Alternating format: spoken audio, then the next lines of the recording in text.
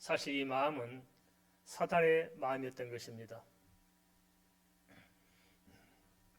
지금도 사탄은 하나님이 창조한 인간을 지배하여 자기가 하나님 자리에 앉아서 하나님 노릇을 하려고 합니다. 그러기에 크리스찬으로 살아간다는 것은 사탄과의 치열한 영적 전투라 할 수 있을 것입니다. 그런 배경에서 베드로전서 5장 8절은 이렇게 언지를 주고 있습니다. 근신하라, 깨어라. 너희 대적 마귀가 우는 사자같이 두루 다니며 삼킬 자를 찾나니. 한데 이러한 사실을 깊이 인식하지 못하고 크리스찬들조차도 영적인 긴장감을 잃고 있는 것이 아닌지 모르겠습니다. 요한계시록 3장 17절은 라오디게아 교회의 경우를 들어서 분별 못하고 살아가는 크리스찬들 향해서 이렇게 경고하고 있습니다. 내가 말하기를 나는 부자라 부유하여 부족한 것이 없다나 내 곤고한 것과 가련한 것과 가난한 것과 눈먼 것과 벌거벗은 것을 알지 못한도다. 영적으로 깨어있어야 하는데 그러지 못하면 어느 한순간 부지불식간에 사탄의 미혹에 넘어가 죄 가운데 빠질 수 있고 그로 인해 결국은 자신의 그 영향력에 비례해서 함께 살아가는 사람들과 그 사회에 큰 실망과 큰 상처를 안겨줄 수가 있을 것입니다. 이러한 연장선상에서 고린도서 10장 12절은 그런즉 선줄로 생각하는 자는 넘어질까 조심하라고 권면하고 있습니다.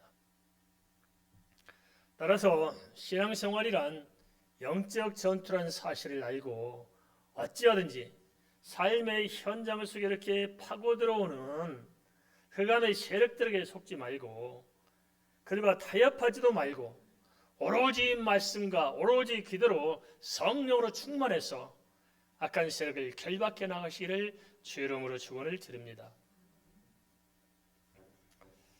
문제는 사탄의 미혹은 시간과 장소를 가리지 않고 항상 집요하게 순간적인 빈틈도 놓치지 않는다는 데 있습니다. 알다시피 사탄의 미혹은 에덴 동산에서부터 인간의 역사와 동시에 시작되었습니다. 하나님께서는 에덴 동산을 별도로 만들어 아담과 하와를 에덴 밖의 이 세상이 아니라 에덴 동산이라는 특정한 곳에서 항상 하나님과 함께 동행하며 살게 하셨습니다. 그 에덴 동산에는 생명나무가 있었고 선악을 알게 한 나무도 있었으며 어떤 의미에서는 이 세상과는 전적으로 어떤 구별된 그런 곳이었습니다. 한데 사단은 이러한 에덴 동산의 한가운데서 그것도 다른 것이 아니라 하나님과 인간 사이의 언약을 체결한 선악을 알게 하는 나무를 통해서 미혹해 온 것입니다. 이런 점을 고려한다면 영적인 안전지대란 이 세상 어느 곳에서도 있을 수가 없을 것입니다. 직장이나 학교나 가정뿐만 아니라 교회에서조차도 그것도 예배하는 자리에서조차도 사단은 빈틈을 엿보고 파고난 사실들을 우리가 염두에 두고 깨어있어야겠습니다. 어떤 사람은 멀쩡하게 예배하다가 시험 든 사람이 있습니다. 이 사단은 우리 생각과 달리 예상 밖의 장소에서 예상 밖의 문제로 쉽사리 이렇게 파고들을 경우가 있다는 것입니다. 그래서 우리가 사단에 대해서 잘 알고 치밀하게 대책을 세워야 됩니다. 대부분 이렇게 신앙생활을 너무 말랑말랑 생각하는 것 같습니다. 그저 교회 가서 예배 한번 드리는 정도로 신앙을 다 했다 이렇게 생각하는데 그게 아닙니다. 그런 식으로 생각하다가는 우리가 큰 코 다칠 수가 있습니다.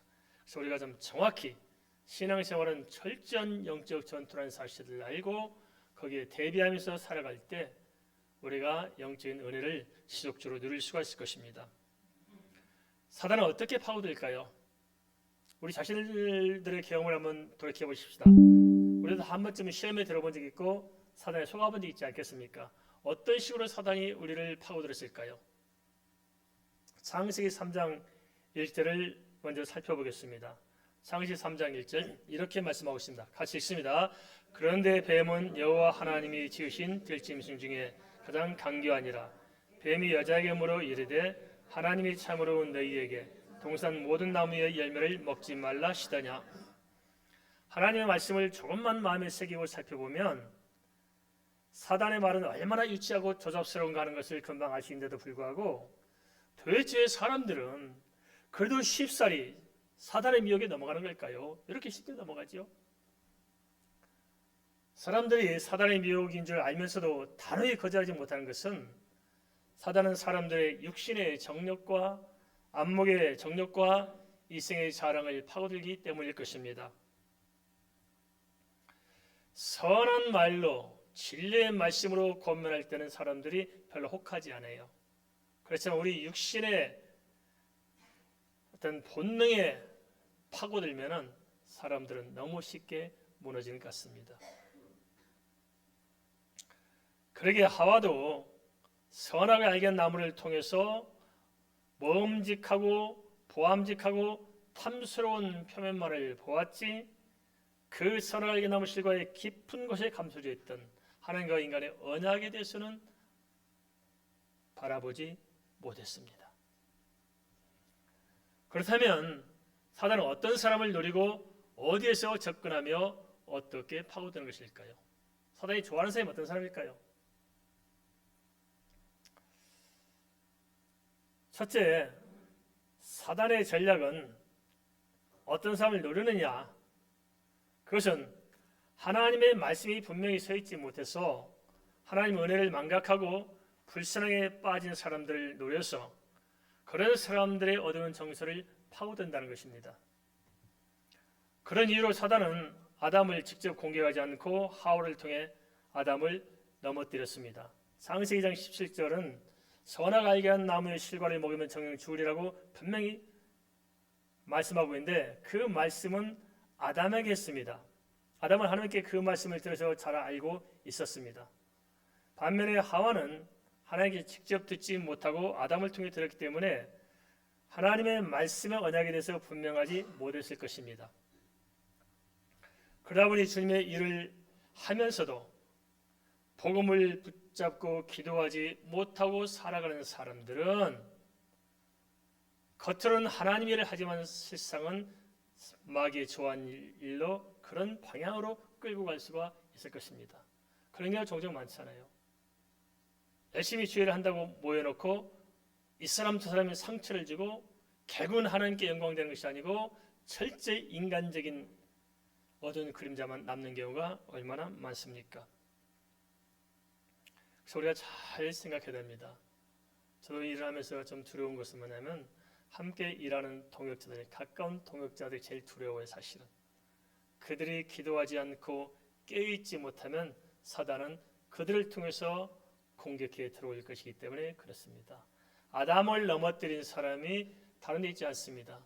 뼈 중에 뼈, 살 중에 살인 하와가 아담을 넘어뜨렸잖아요. 잘 봐야 됩니다. 둘째, 사단은 어디에서 접근하느냐? 사단은 나와 상관없는 곳에서 역사하는 것이 아니라 나와 밀접한 곳, 곧 내가 살아가고 있는 삶의 현장에서 파고듭니다. 다시 말하자면 나와 함께 살아가는 사람들과 현재 내게 직면한 문제와 내가 살아가는 환경을 통해서 사실적으로 접근한다는 것입니다. 사단은 주변 사람들과의 관계를 묘하게 뒤틀어서 정상적인 관계를 파괴합니다. 하나님과 관계를 파괴하고 또한 사람들과 관계를 깨뜨려가지고 틈을 엿보는 것입니다. 또는 현재 주어진 상황을 불신앙에 빠뜨려서 하나님을 떠나게 하거나 또 아니면 주어진 환경을 미혹에 빠뜨려 침륜에 허덕이도록 만들어 놓습니다.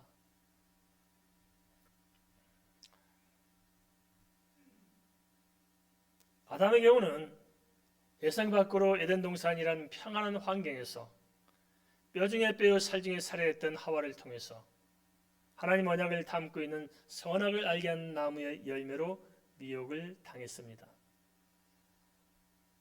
사단의 미혹은 예측할 수가 없습니다. 그래서 우리가 긴장을 놓치면 안 됩니다. 어떻게 어떤 통로를 통해서 어떤 방식으로 접근할지 모른다는 것입니다. 괜찮다고 괜찮은 것이 아닙니다. 조심해야 됩니다. 따라서 삶의 현장에서 우리가 깨어서 기도하며 성령님들을 잘 받아야 할 줄 압니다. 성령님들을 받지 못하면 심각한 문제에 봉착할 수 있습니다. 셋째, 사단은 어떻게 파고드냐? 사단은 결코 자신의 정체를 드러내지 않고 대지뢰자를 내세우고 그 뒤에 숨어서 조종한다는 것입니다. 아담과 하와를 넘어뜨릴 때도 사단은 뱀에게 말하는 능력을 주어서 전면에 내세우고 자기는 그 뒤에 숨어 있었습니다. 따라서 아담과 하와는 사탄의 정체는 물론이고 사탄이 노리는 속셈이 무엇인지, 사단의 전략이 무엇인지 그 내막을 알지 못하고 아무런 생각 없이 말려들었던 것입니다. 고린도서 11장 14절은 사단의 정체를 이렇게 밝혀주고 있습니다. 이것은 이상한 일이 아니니라. 사단도 자기를 광명의 천사로 가장하나니. 사단이 뭘로 가장해요? 광명의 천사로. 그러므로 사단의 일꾼들도 자기를 의의 일꾼으로 가장하는 것이 또한 대단한 일이 아니니라. 그들의 마지막은 그 행위대로 되리라. 사단의 전략은 광명의 천사로 다가서는 것입니다. 하지만 조금만 깨서 보면 티가 날 것입니다. 그것은 사단의 일은 그 영적인 분위기부터가 다를 것입니다. 사단이 역사하면 점점 마음이 어두워져 갑니다. 밝지 않아요. 그러나 하나님께서 함께한 사람은 마음이 밝습니다. 우리가 예수 믿든 안 믿든 세상에 살다 보면 다 나름대로 걱정도 있고 근심도 있고 또 일이 안 풀릴 때 우리가 좀 짓눌릴 수도 있을 것입니다. 그렇지만 진짜 성령에 붙들린 사람은 잠깐 걱정을 할 수 있지만 그 걱정에 빠지지 않습니다. 반대로 사단에 붙들린 사람은 작은 문제도 깊은 걱정에 빠져가지고 헤어나오지 못합니다. 그래서 얼굴 표정만 봐도 알 수 있잖아요. 예수 믿는 사람은 뭔지 모르게 밝아요. 뭔지 모르게 얼굴이 평안해요. 한번 저를 바라보십시다. 밝아요? 아니면 어두워요? 뭔가 밝은 거예요. 예수 믿는 사람들은. 분명히 걱정이 있어요. 근심이 있어요. 하지만은 그보다 더 큰 믿음이 있기 때문에 거기에 말려들지 않습니다. 차원이 다릅니다. 그러면 사단이 사람을 넘어뜨리는 도구는 무엇일까요? 뭘 가지고 사람을 넘어뜨리죠, 사단이? 그렇습니다. 하나님께서는 사람을 진리의 말씀을 통해서 구원으로 인도하시는데 사단의 세력들도 하나님의 말씀을 들고 나와서 미혹하기 때문에 우리가 분별하기 어려울 수 있습니다. 이단들이 뭘 가지고 멀쩡한 성도들을 이단으로 끌고 가요? 말씀입니다. 사단의 모든 종들은 하나님처럼 진리를 말하는 것 같고 공의를 들모이는 것 같고 명분을 내세우는 것 같지만은 사실은 그것은 자기들을 포장하는 방편일 뿐 사단의 목표는 하나님 나라를 파괴하려는 것입니다. 창세기 3장 1절을 다시 살펴보겠습니다. 창세기 3장 1절 말씀입니다. 그런데 뱀은 여호와 하나님이 지으신 들짐승 중에 가장 강교하니라. 뱀이 여자의 이름으로 이르되 하나님이 참으로 너에게 동산 모든 나무의 열매를 먹지 말라 하시다냐. 창세기 3장 1절에서 사단은 하나님의 절대적인 말씀을 상대적인 것으로 곡해서 진리의 말씀 그 자체를 자꾸 혼란스럽게 자꾸 만들어서 사람이 분별을 못하도록 그렇게 휘저 놓습니다. 하나님께서는 선악을 알게 한 나무의 실과를 먹지 말라고 분명히 말씀하셨는데 사단은 그 말을 약간 살짝 바꿔서 하나님이 참으로 동산 모든 나무 열매를 먹지 말라고 하시다냐 이렇게 질문하고 들어옵니다. 훨씬 더 세세하고 훨씬 더 뭔가 모르게 좀 전문성 있게 다가오는 것처럼 그렇게 느껴질 수 있을 것입니다. 사단은 참으로라는 단어를 첨가했습니다. 진짜냐? 하고 의심을 불어넣습니다. 그리고 동산 모든 나무의 열매를 먹지 말라고 했더냐 함으로써 선악을 알게 한 나무에 관심을 집중하고 믿음의 핵심, 언약의 핵심이 그것인데 동산 모든 나무로 확대함으로 말미암아서 관심이 흐트러져 있게 되었습니다. 그러자 하와는 거기에 휘말려 이렇게 대답합니다. 창세기 3장 2절 3절 말씀입니다. 여자가 뱀에게 말하되 동산나무의 열매를 우리가 먹을 수 있으나 동산 중앙에 있는 나무의 열매는 하나님의 말씀에 너희는 먹지도 말고 만지지도 말라 너희가 죽을까 하노라 하셨느니라. 하와는 하나님의 말씀을 명확히 붙들지 못해서 하나님께서 먹지도 말고 만지지도 말라 너희가 죽을까 하노라 그렇게 말씀했다고 대답했습니다. 이 말의 의미는 만지거나 먹어도 정말 죽지 않을 수 있다고 자의적으로 해석한 것입니다. 이는 사단의 미혹에 의해서 영적인 분별력이 흐려진 증거를 잘 보여주고 있습니다. 그래서 사단의 미혹에 붙들린 사람들은 대체로 하나님의 말씀에 대한 이해가 불분명해요. 하나님께서는 만지지 말라고 했어 안 했어요? 안 하셨어요. 그런 말씀은. 먹지 말라고 그랬어요. 오히려 선악을 알게 한 나무와 생명나무를 동산 중앙에 놓아준 것은 그 나무를 자주 바라보고 만져도 보면서 하나님의 언약을 체험적으로 실제적으로 매일 생동감 있게 느끼며 알라고 하신 것입니다. 먹는 것만 금지시켰을 뿐입니다. 한 가지 좀 첨부해서 말씀드린다면 여호와 이름도 마찬가지입니다. 우리가 여호와 이름을 불러야 될까요? 부르지 말아야 될까요? 불러야 돼요. 그런데 유대교 입장에서는 부르면 안 돼요. 신성한 이름을 어찌 감히 부르시느냐 해서 못 부르게 만들어서 이상하게 꼬아놓고 그냥 다른 이름으로 대체합니다. 불러야 됩니다. 그죠? 부르라고 친 이름입니다. 이게 복음의 입장과 율법적인 입장이 이렇게 다르고 하나님의 중심과 사람의 생각이 이렇게 차별이 있다는 것을 우리는 알 수 있습니다. 그래서 영적인 분별이 그만큼 중요하다는 것입니다. 하와는 하나님 말씀을 명확히 붙들지 못해 하나님께서 먹지도 말고 만지도 말라 내가 줄까라고 이렇게 대답한 순간 그 마음은 이미 사단에게 붙들리기 시작한 것입니다. 대부분 사람들은 범죄하기 전에 자신이 저지를 범죄에 대해 정당한 명분을 찾게 되어 있습니다. 따라서 어떤 제약이든지 실상은 제약이지만 범법자는 자기 행동을 정당한 것으로 변명하면서 제약을 저지르는 것 자체가 자신의 양심에 가책이 없도록 만들고 범죄합니다. 대부분 그렇잖아요. 미리 다 피할 길 만들고 자기 양심에 상처가 안 되도록 다 감싸놓고 그럴 수도 있다 생각하고 그런 짓을 저지르게 되는 것입니다. 하와 역시도 범죄하기 전에 먼저 죄를 변명할 명분을 스스로 만들었습니다. 관건은 진리를 왜곡하는 사단의 세력이 아니라 우리 자신들의 영적인 올바른 분별과 마음의 올바른 결단이 아니겠습니까?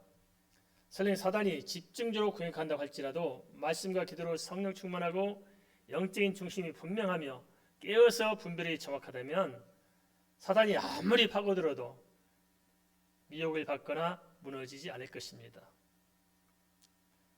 사탄은 아무리 틈을 엿본다고 할지라도 우리가 깨어서 사단을 대적하는 입장에 서 있다면 사단이 우리를 어찌할 수 있겠습니까?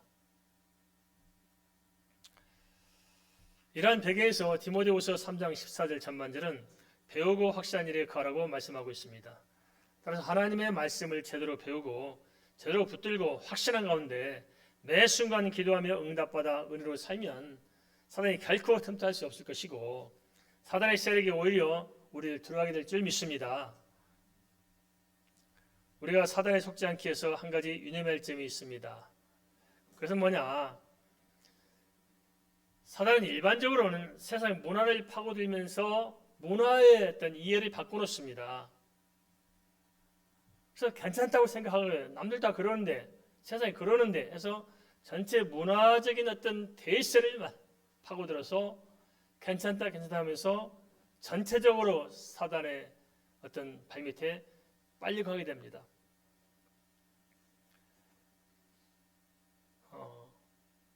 동성 결혼도 그렇지 않습니까? 세상 문화가 그렇게 흘러가고 있잖아요. 대세가 흘러가고 있잖아요. 그러니까 그 문화와 대세에 참여하지 않는 쪽이 이상하게 여겨지는 거예요. 그래서 어떤 교회들은 교회가 나서가지고 그런 운동을 하는 교회가 또 있습니다. 그리고 종교통합도 마찬가지입니다. 하나님의 말씀은 순전한 말씀이라 섞여질 수가 없는데도 불구하고 종교 간에 통합하다고 어떤 문제냐? 하나님의 말씀의 본질적인 진리를 우리가 포기해야 합해질 수가 있는 거예요. 근데 대세가 그렇게 흘러가다 보니까 어쩔 수 없이 말려 들어가는 것입니다. 그렇게 안 능가하면은 뭔가 시대에 뒤치는 것 같고 뭔가 고리타분한 것 같고 뭔가 이상한 것 같아요. 그래서 사단이 이렇게 전략적으로 큰 틀을 흔들어서 세상을 그쪽으로 몰고 가는 것입니다. 말하자면 고기를 잡을 때 밖에서 몰아가는 것과 똑같습니다. 그래서 사단에 붙어있는 사람들은 문화적인 어떤 충동을 별로 안 느낍니다. 그렇게 해도 괜찮은 거예요. 그 문화에 익숙해져 있기 때문에 정서인 충동도 없습니다. 그게 익숙해져 있기 때문에 괜찮은 것입니다. 동성애에 빠진 사람들 보세요. 문화적인 충동을 느껴요? 성경 말씀에 괴로워요? 아니요. 자신들을 정당하게 생각하고 그것이 대세고 그렇게 가는 것이 굉장히 세련되고 앞서가는 생각할 거 아니겠습니까? 그죠? 그리고 자기들은 피해자로 생각하고 자신들이 변호하고 그런 분위기 속에 갇혀 있는 한 그것을 죄로 인식하지는 못할 것입니다. 종교통합도 마찬가지입니다. 시대가 그렇게 흘러가고 있는데 고리타분하게 거기에 브레이크를 거는 사람들이 답답할 뿐입니다. 생각이 짧은 것입니다.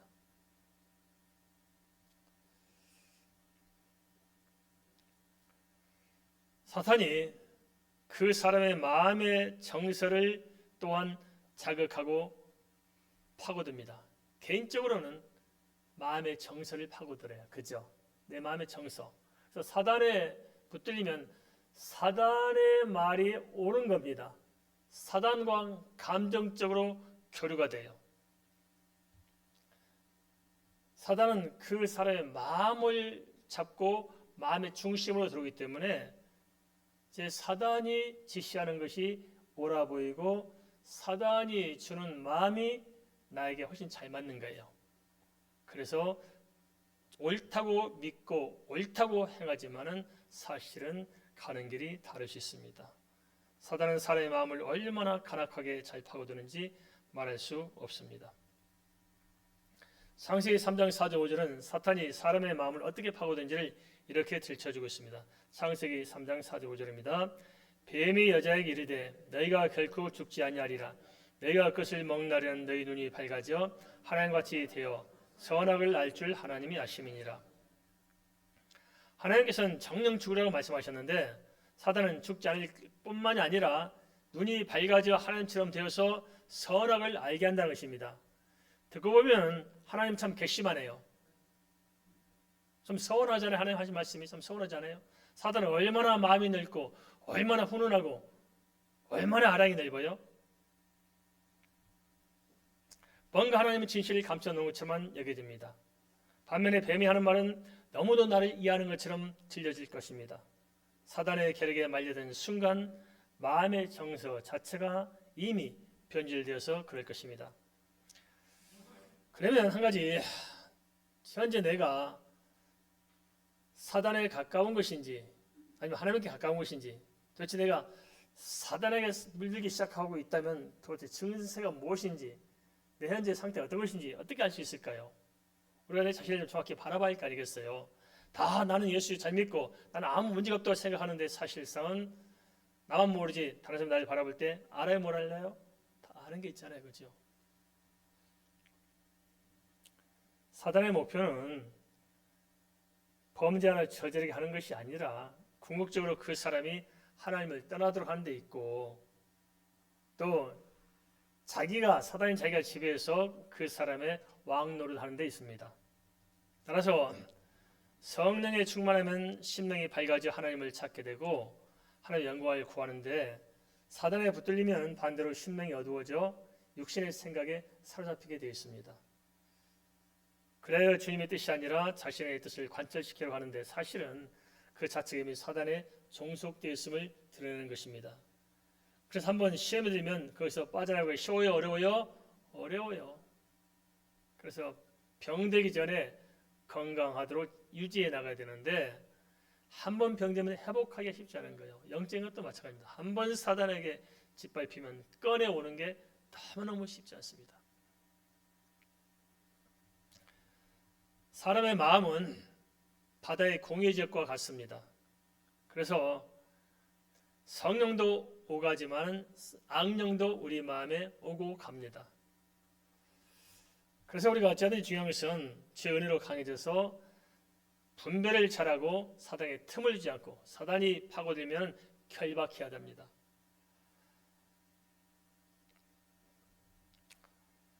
목사님, 저에게는 사단이 역사할까 안 할까요? 저도 끊임없이 사단이 파고듭니다. 눈 뜨면서부터 시작해요. 잠들 때까지 또 계속 끊임없이 영적으로 싸울 뿐입니다. 그래서 힘들 경우는 그렇게 기도합니다. 하나님, 내 마음과 뜻과 생각은 주님 것입니다. 주님 마음대로 좀 해주세요. 따라서 하겠습니다. 내 마음과 내 뜻과 내 생각은 주님 것입니다. 주님 뜻대로 해주세요. 할렐루야. 그러면 정신이 번쩍 들어요. 이겨낼 수가 있어요. 사단이 역사하기 시작하면 몇 가지 증상이 떠올라요. 교회라고 해서 사단이 역사 안 할까요? 아닙니다. 오히려 세상보다도 교회가 더 사단이 발악하는 곳입니다. 세상이 이미 다 지하에 물드는 곳이고 교회에 와서도 사실상 우리가 사단에 종도하는 경우가 참 많습니다. 그래서 우리가 잘 분별해야 됩니다. 내가 정말 사단에게 내 마음을 내주겠는지 아닌지를 분별할 필요가 있다는 것입니다. 첫째는 사단이 나에게 파고들면 하나님의 말씀이 들려질까요? 안 들려질까요? 안 들려져요. 귀로는 분명히 들었는데 그 귀로 들은 말씀이 내 마음으로 내려오지 않고 들려지지 않습니다. 그리고 예배가 될까요? 안 될까요? 예배가 안 돼요. 예배 자리에 앉아있지만은 딴 생각하고 앉아 계세요. 예배에 들어가지 못해요. 잘 생각해 보세요. 주의 말씀이 들려집니까? 예배가 되어집니까? 예배가 안 되어지고 주의 말씀이 안 들린다는 것은 지금 내가 제자리에 있지 못하다는 것입니다. 그걸 잘 생각해야 됩니다. 두 번째는 기도가 안 되고 기도에도 응답이 없습니다. 기도가 안 되니까 자기 마음대로 하니 길을 쓰고 하는데 사실상은 중언부언한 경우가 많습니다. 기도를 잘하는 게 뭘까요? 금식하며 기도한다고, 방언으로 기도한다고, 통수로 기도한다고, 그냥 뭐 남들이 알 만큼 그냥 요란스럽게 기도한다고 기도를 잘하는 것일까요? 아니에요. 필요하면 통성으로도 기도하고 방언으로도 기도하고 부르짖고 요란스럽게 기도할 수도 있겠습니다만은 기도를 잘하는 사람들은 그렇게 표면적으로 드러나는 그것으로 평가하는 것이 아니고 응답을 제때 정확히 잘 받아가는 사람입니다. 동의하십니까? 기도를 잘한다는 것은 응답의 역사를 잘 받고 그 응답을 따라 살아가는 거예요. 그런데 흑암의 세력이 내 안에 들어오면 기도를 제대로 하지 못하고 구하는 것도 엉뚱한 것을 구하고 응답도 못 받으니까 은혜가 떨어져서 갈급한 거예요. 셋째는 그래서 흑암이 내 속에 가득하면 찬송이 안 돼요. 그래서 마음이 공고해집니다. 입으로는 찬송하는데 마음은 딴 데가 있어요. 그런 게 있어요, 없어요? 우리에게는 한 명도 없다. 다행입니다. 찬송하는데 사실상 찬송에 들어가 있지 못해요.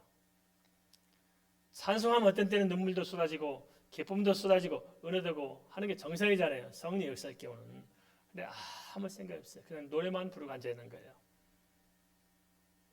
넷째는 믿음의 식구들과 교제하는 것을 싫어해요. 교회 가는 것을 싫어해요. 그래서 시험 들면 첫 번째 뭐부터 안 하느냐? 교회부터 안 와요. 그러죠? 그게 시험된 증거예요. 사단이 역사한 증거입니다. 다행히 교회를 그냥 중단하고 교회 안 나와요. 그리고 다섯 번째는 마음이 강팍해지면서 자기 고집이 강해집니다. 마음이 유순하지 않아요. 예수 믿는 사람들은 하나님의 말씀을 붙들고 사는 것에서는 아주 추저 양보도 없이 강하게 밀어붙이지만은 나머지는 다 그냥 유순하잖아요. 겸손하고 부드럽고. 그런데 사단에 붙들리면 하나님의 말씀을 지키는 것은 그냥 작포하고 다른 데서 그냥 고집이 강한 거예요. 그래서 대체로 보면 경험상 한 가지만 좀 추가로 말씀드리자면 그렇더라고요. 사단이 어디로 오느냐, 예배 시간 딱 예배하는 모습을 보면은 대충은 맞는 것 같아요. 대충 맞아. 사단이 어디로 오냐, 눈썹 위에 걸터 앉아요.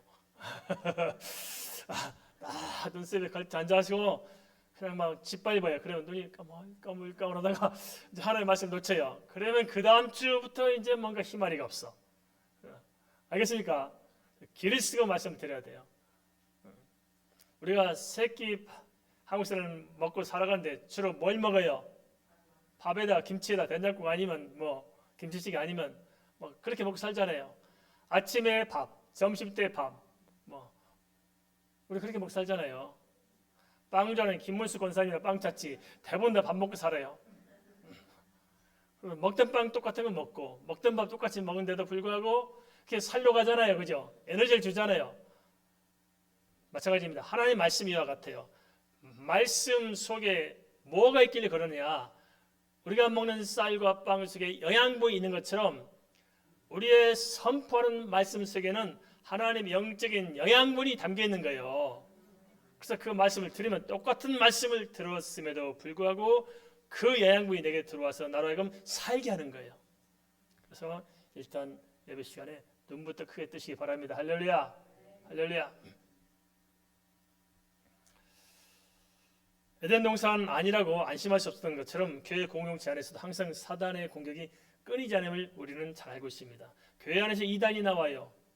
교회 안에서 교주가 나오잖아요.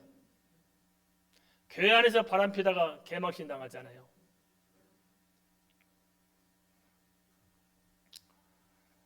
그러면 사단이 하와를 미혹한 다음에 최종 목표는 무엇이었을까요?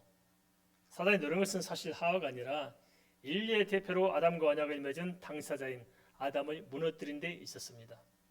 원래 이 시대도 마찬가지입니다. 사단은 도미노처럼 누구 하나를 쓰러뜨려 그 여파로 교회 전체를 망가뜨리고자 할 것이고 그 여파로 선교를 막고 전도를 막고자 할 것이며 나아가서 자기가 하나님 노릇을 하고자 할 것입니다.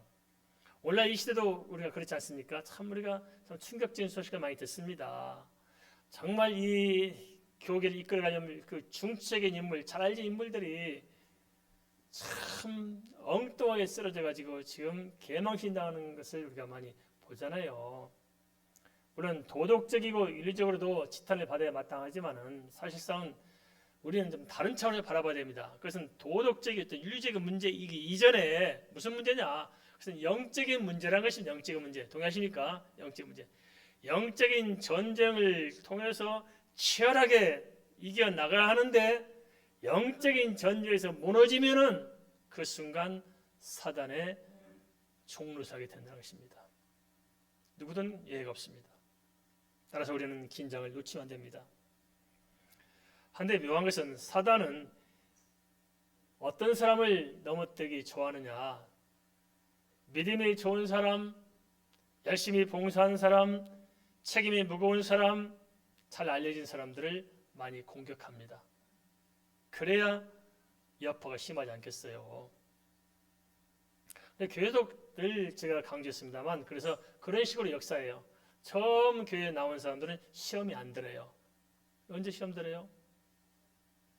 그냥 조금 가다가 이제 집사직을 받을 때쯤 되면은 시험 들어요. 그죠? 온갖 시험이 그냥 허덕인 거예요. 그러나 나중에 좀 더 주의를 목적으로 할 때쯤 되면은 또 더 큰 시험이 찾아와요.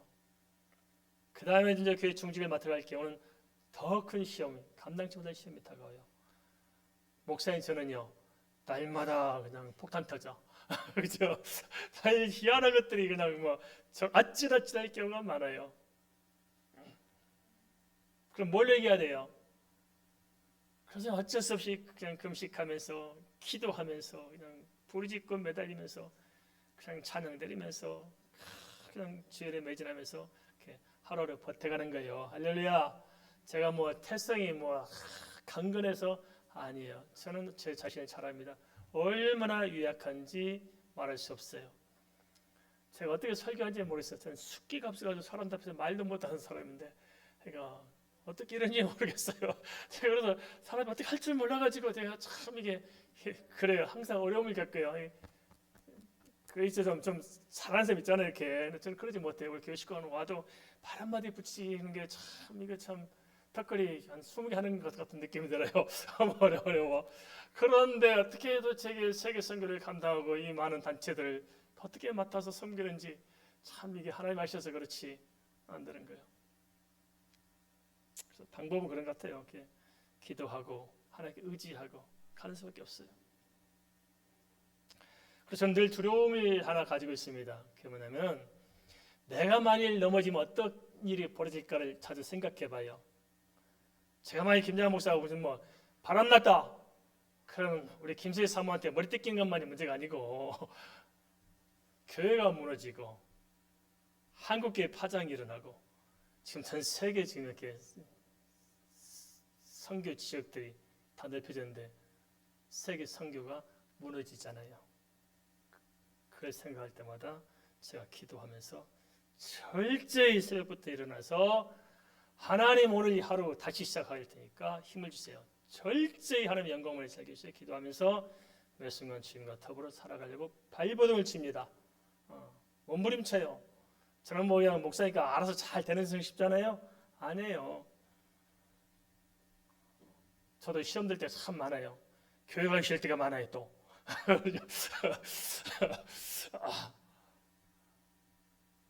그렇지만은 기도하고 회복함으로써 매번 승리할 뿐입니다. 하나님의 은혜입니다. 우리에게도 힘들 때가 왜 없겠습니까? 교회 가기 싫을 때도 있고 기도하기 싫을 때도 있고 말씀이 안 될 때도 있고 찬양이 안 될 때도 있고 그럴 때 있지 않겠습니까? 그럴지라도 주 앞에 기도하면서 은혜를 구하시길 바랍니다. 주께서 지켜줄 줄 믿습니다. 창세기 3장 7절은 이렇게 반추하고 있습니다. 여자가 그 나무를 본즉 먹음직도 하고 부함직도 하고 지옥 될 만큼 탐스럽게 단 나무인지라. 여자가 그 열매를 따먹고 자기와 함께 있는 남편에게도 주매 그도 먹은지라. 이에 그들의 눈이 밝아져 자기들이 벗은 줄을 알고 무화과 나무 잎을 엮어 치마로 삼았더라. 하와가 뱀의 말을 고지 듣게 된 순간 이전에 알지 못했던 새로운 세계가 열렸어요. 육신의 눈이 열린 거예요. 선악과를 본 순간 실제로 먹음직하고 포함직하고 지혜롭게 할 만큼 탐스러워 보였습니다. 하지만 사탄의 미혹은 육신적으로는 달콤했을지 모르지만 그 결과는 참혹했던 것입니다. 하나님의 말씀을 어기고 사탄에게 말려든 순간 아담과 하와는 자기들이 벗은 줄 알고 서로 부끄러워 무화과 나무 잎으로 치마를 만들어야 했습니다. 이것은 사단의 소가 범죄함으로 인해서 영혼이 죽고 죄에 짓눌린 결과임을 보여주고 있습니다. 사랑의 하나님은 두려운 심판자가 되었고 피차 사랑하던 하나님 아담과 하와의 관계는 서로의 책임을 전가하는 그러한 대상으로 전락되었습니다. 성과학의 주체는 하나님이신데 범죄한 순간 그 주체가 인간에게 주어짐으로써 아담과 하와는 죄 아래 놓이게 되었던 것입니다. 하나님의 언약을 사실대로 믿지 못함으로 불순종을 가져온 두 사람으로 인해서 그 영향력은 최종적으로 인류 전체에 미치게 되었던 것이 아니겠습니까? 성도들은 달라야 됩니다. 어떤 경우 우리는 믿음을 잃지 말고 하나님을 향해서는 믿음을 잃지 말고 사람을 향해서는 신뢰를 잃지 말아야 됩니다. 따라서 하겠습니다. 하나님을 향해서는 믿음을 잃지 말고 사람을 향해서는 신뢰를 잃지 말자. 그렇게 할 수 있겠습니까? 그렇게 살아야 되는 거죠. 그게 크리스찬으로 승리하며 사는 것입니다. 하나님 앞에 믿음을 잃으면 절대 안 됩니다. 사람에게도 신뢰를 잃으면 절대 안 됩니다. 저도 항상 하는 말이 그럽니다. 일하면서 항상 함께하는 사람들에게 절대 신뢰를 잃어버리지 말자. 신뢰를 잃으면 우리는 다 무너진다. 어느 누구도 신뢰를 잃으면 절대 안 된다. 그래서 정확하게 명확하게 해서 철저하게 우리는 신뢰를 바탕으로 해서 사역을 해야 된다. 어느 누구도 의심할 수 없도록 신뢰를 바로 세워야 된다. 하나님 앞에는 절대 믿음을 잃어버리지 말고 사람들로부터는 절대 신뢰를 잃어버리면 안 되는 것입니다. 교회도 마찬가지입니다. 목사와 성도에게 신뢰를 잃으면 되겠어요? 저는 충격적이었어요. 몇 년 전에 교회 오시는 권사님이 그러대 제가 재미없다는 거예요. 왜 재미나니까 좀 목사가 좀 약간 좀 구린 데도 있고 뭐 그 말씀도 피우고 뭐 해야 자기들이 좀 약간 뒷담화 하고 재밌고 막 그런데 그런 게 없으니까 심심하다고 그러대요. 또 반대로 정말 이해가 안 돼요. 신랑들이 막 사건을 보려고 다니면서 해서 안심주만 게 좋아요. 제대로 사는 게 좋아요. 제대로 살아야 됩니다. 우리가 좀 자생해야 됩니다. 알겠습니까? 그런 뭐에 속지 마시고 성도들은 거룩해야 됩니다. 알겠습니까? 거룩해야 돼요. 깨끗해야 돼요. 아내가 남편을 바라볼 때 부끄러움 없이 해야 되고 남편이 아내 바라볼 때 부끄러움 없이 해야 되죠. 아무것도. 저는 물질 관계도 그렇습니다. 어떻게 할지 모르지만 저는 아내한테 감춘 게 하나도 없습니다. 모든 것을 100% 아내한테 다 갖다 줘요. 권사님 가끔 책 사러 준 돈도 일단 아내한테 다 바칩니다. 밖에 나서 누가 뭐 이렇게 밖에 하면 저희 때 또 뭐 사료도 주고 그래요. 그럼 한 푼 안 갖다 누가 주더라고 다 갖다 바치고 한 푼씩 다 갖다 바치고 저는 언제나 몸이 가벼워 그랬어요. 가진 게 없으니까 가볍게 바치고 아내 처분에 맡겨 살아갑니다. 그러니까 아내가 저를 신뢰하시겠죠, 그죠? 그래놓고는 또 생일인데 뭐 하나 안 사준다고 돈을 뻥뻥 쳐. 할 말이 없죠. 그럼 제가 돈 타가지고 또 이렇게 쓰기도 하고 그렇습니다. 구린 게 없어야 됩니다. 알겠습니까? 하나님과 나 사이에 가려진 탐이 없어야 되고 사람과 나 사이에 가려진 탐이 없어야 됩니다. 그것이 바로 크리스찬의 삶입니다. 사단이 어떤 방법을 통해서 어떤 문화를 통해서 어떻게 나를 파고들지 모르지만은 깨어서 하나님의 믿음을 잃지 말고 사람들의 신뢰를 잃지 말고 거룩한 성도로서 살아갈 수 있기를 주의 이름으로 축원을 드립니다. 우리 잠깐 말씀하면서 기도하겠습니다.